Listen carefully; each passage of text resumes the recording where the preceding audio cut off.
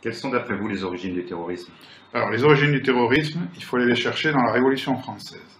Pendant la Révolution française, dans Paris, il y avait déjà des terroristes qui décapitaient des gens.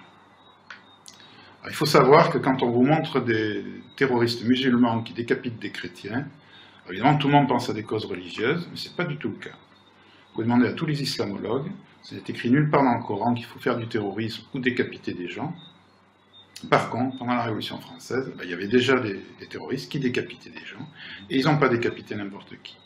Ils ont décapité les proches du roi, ils ont décapité les ministres du roi, ils ont décapité le gouverneur de la Bastille, les gardes du roi, ils ont promené leur tête sur des pics pour effrayer le roi, pour que le roi fuit à l'étranger et qu'il perde ses droits à la couronne. Et on sait d'ailleurs que la fuite du roi à l'étranger a été payée par l'ambassade britannique. Alors moi j'ai enquêté, j'ai retrouvé les noms des terroristes, et je me suis aperçu que c'était les mêmes terroristes qui avaient organisé les massacres de septembre, et que ces gens-là obéissaient à des agents de l'Angleterre, dont le plus célèbre était Étienne Clavier. C'était un jeune voix. Alors pourquoi? Pourquoi? Parce qu'à l'époque, il y avait une rivalité coloniale entre la France et l'Angleterre, et contrairement à ce que tout le monde croit, Louis XVI était un roi très dangereux pour l'Angleterre. Louis XVI avait fait perdre les États-Unis à l'Angleterre, il avait même élaboré un plan pour faire perdre l'Inde à l'Angleterre. Et donc c'était vraiment l'homme à abattre. Ce phénomène s'est répété? Ce phénomène, oui, bon ça c'est pour la Révolution française, mais il y a eu beaucoup d'autres cas de terrorisme. Vous avez eu le plus célèbre, ce sont les Brigades Rouges. Les Brigades Rouges, c'est un terrorisme italien qui était infiltré par la CIA pour discréditer le parti communiste italien. Ça a très bien fonctionné aussi. On a le cas du GIA. Le GIA, c'est un terrorisme algérien infiltré par les services secrets algériens pour discréditer l'opposition algérienne. On a eu aussi le cas des services secrets britanniques qui ont manipulé les Irlandais pour leur faire qu'ils organisent des attentats pour discréditer les Irlandais. D'accord. Et Al-Qaïda alors? Alors Al-Qaïda, c'est le cas le plus célèbre. Al-Qaïda, c'est une internationale djihadiste qui a été créée par la CIA, ça a d'ailleurs été reconnu par Hillary Clinton. C'était dans les années 80, c'était pour chasser les Russes d'Afghanistan. Ça a très bien fonctionné, c'est eux qui ont organisé les attentats du 11 septembre. Alors, évidemment, les Américains nous disent que Al-Qaïda s'est retourné contre eux, qu'ils n'ont pas vu le coup venir. Alors qu'ils se soient retournés contre eux, moi je veux bien, mais qu'ils n'aient pas vu le coup venir, ça, on sait que c'est faux. On sait que c'est faux, puisque... Alors ça, c'est officiel. George Bush a reçu un rapport de la CIA qui le prévenait de ces attentats. D'ailleurs, nos services secrets ont prévenu la CIA. Les Américains étaient au courant que les avions pouvaient être utilisés comme projectiles sur des bâtiments. Ils étaient au courant des compagnies aériennes qui seraient attaquées. Ils étaient au courant que c'était Ben Laden qui organisait tout ça. Ils étaient au courant de beaucoup de choses. Et d'ailleurs, ils ont eu l'occasion d'arrêter Ben Laden à 5 reprises. Et à chaque fois, ils ont annulé les opérations pour des raisons tout à fait futiles.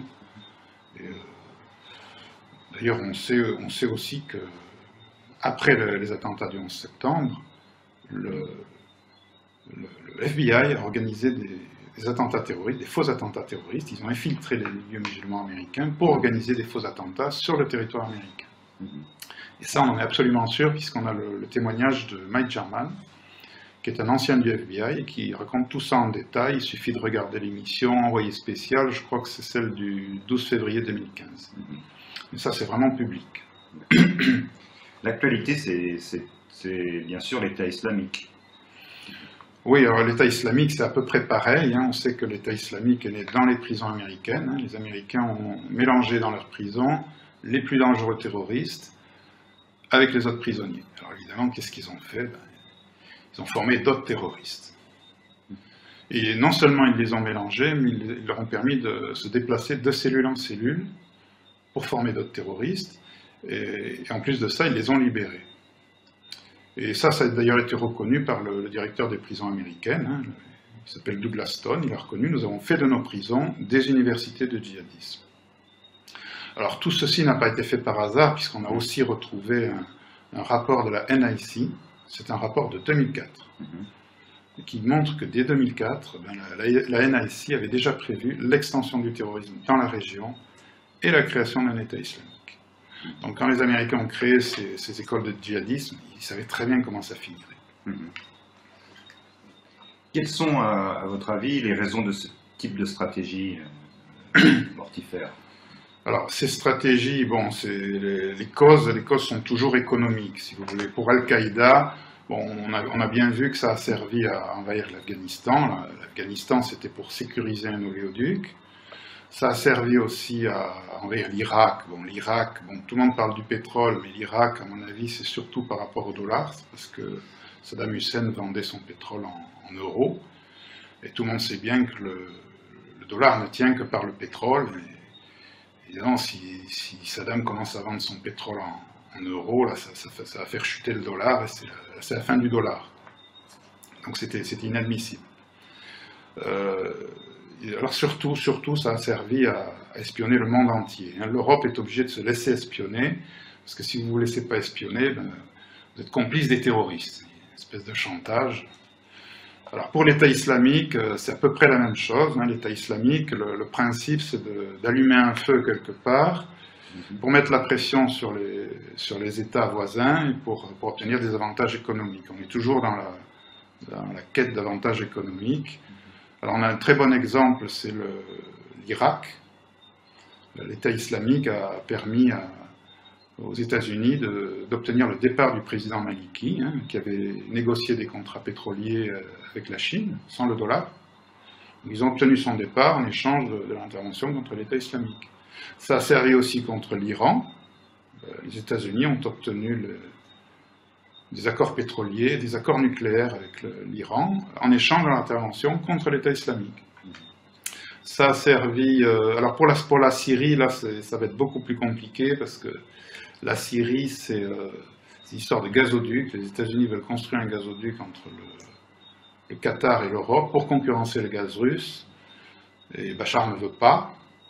Et là, ça va être beaucoup plus compliqué, parce que là, les Russes vont pas se laisser faire. Il y a leurs intérêts économiques qui sont en jeu, donc l'affaire n'est pas jouée. Si vous voulez, c'est un peu comme si moi, j'allumais un feu en bas de chez vous, et puis après je sonne à la porte pour monsieur, si vous ne payez pas, ben j'éteins pas l'incendie. Évidemment, vous payez, c'est normal. Ce sont des méthodes mafieuses. Quelles sont vos sources pour ces accusations graves? La méthode mafieuse, c'est surtout c'est une guerre économique, si vous voulez. C'est une guerre économique où tous les coups sont permis. C'est ça qu'il faut comprendre. Alors, mes sources. Dans mon livre, je cite 350 ouvrages. Je cite 350 ouvrages qui sont essentiellement soit des ouvrages de mémorialistes, c'est-à-dire des témoignages, soit des travaux d'historiens. J'ai remarqué que la plupart des historiens se concentrent sur une seule période ou sur un seul personnage, et qui n'ont pas la vue d'ensemble. Alors moi, ce que j'essaye, c'est d'avoir cette vue d'ensemble, c'est-à-dire je rassemble tous les témoignages, je rassemble tous les travaux d'historiens, parce que je me suis aperçu que tous ces travaux sont complémentaires, et que c'est en les rassemblant qu'on fait des découvertes.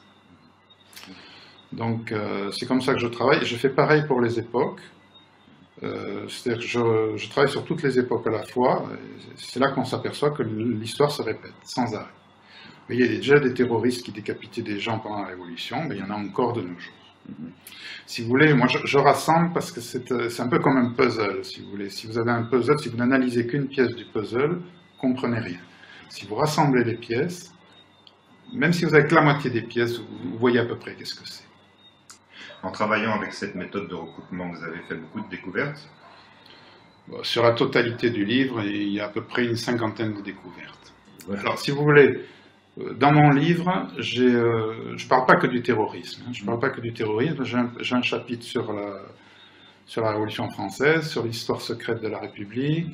J'en ai un autre sur l'esclavage. J'en ai un sur la colonisation.